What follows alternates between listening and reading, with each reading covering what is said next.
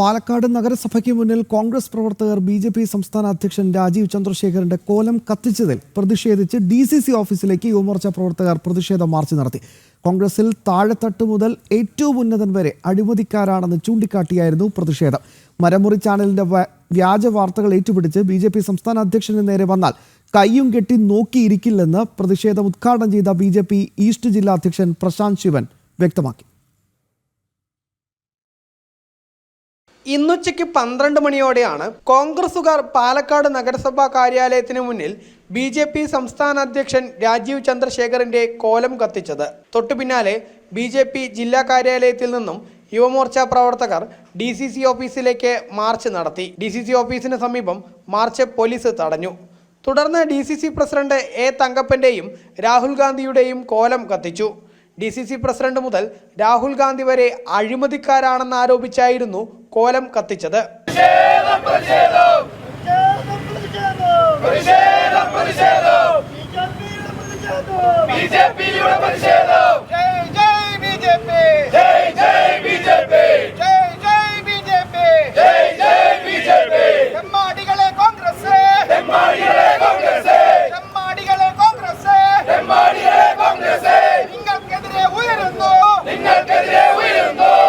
DCC. President A Thankappan ഓഫീസിന് ഭൂമി വാങ്ങിയതിലാണ് അഴിമതി നടത്തിയത് എങ്കിൽ രാഹുൽ ഗാന്ധി നാഷണൽ ഹെറാൾഡ് കേസിൽ ജാമ്യത്തിലിറങ്ങി നടക്കുകയാണെന്നും മരമുറി ചാനലിന്റെ വ്യാജ വാർത്ത ഏറ്റുപിടിച്ച് ബി.ജെ.പി. സംസ്ഥാന അധ്യക്ഷനെതിരെ വന്നാൽ നോക്കി നിൽക്കില്ലെന്നും പ്രതിഷേധം ഉദ്ഘാടനം ചെയ്ത ബി.ജെ.പി. ഈസ്റ്റ് ജില്ലാ അധ്യക്ഷൻ പ്രശാന്ത് ശിവൻ പറഞ്ഞു.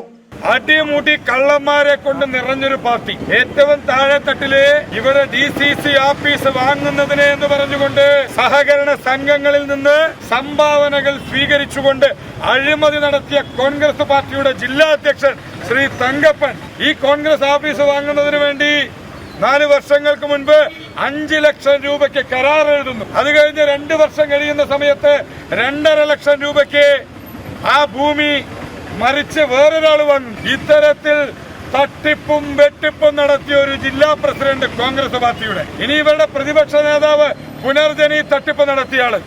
എന്തിനേറെ പറയണം, നാഷണൽ ഹെറാൾഡ് കേസിൽ ജാമ്യത്തിൽ നിൽക്കുന്ന രാഹുൽ ഗാന്ധി നേതൃത്വം നൽകുന്ന ഈ കോൺഗ്രസ് പാർട്ടി അടിമുടി തട്ടിപ്പ് നടത്തിയിരിക്കുകയാണ്. യഥാർത്ഥത്തില് യൂത്ത് കോൺഗ്രസിന്റെ നേതാക്കന്മാർക്ക് ഉളുപ്പുണ്ടെങ്കിലേ മുഴുവൻ കോൺഗ്രസ് ഓഫീസുകളിലും രാഹുൽ ഗാന്ധിയുടെ കോലം കത്തിക്കുകയാണ് വേണ്ടത്.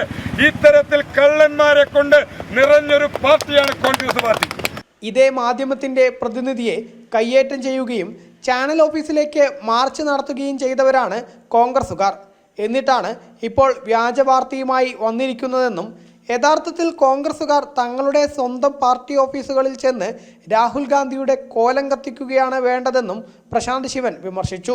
തുടർന്ന് കോർട്ട് റോഡിൽ കുത്തിയിരുന്ന് പ്രതിഷേധിച്ച യുവമോർച്ച പ്രവർത്തകരെ പോലീസ് ബലം പ്രയോഗിച്ച് അറസ്റ്റ് ചെയ്ത് നീക്കി.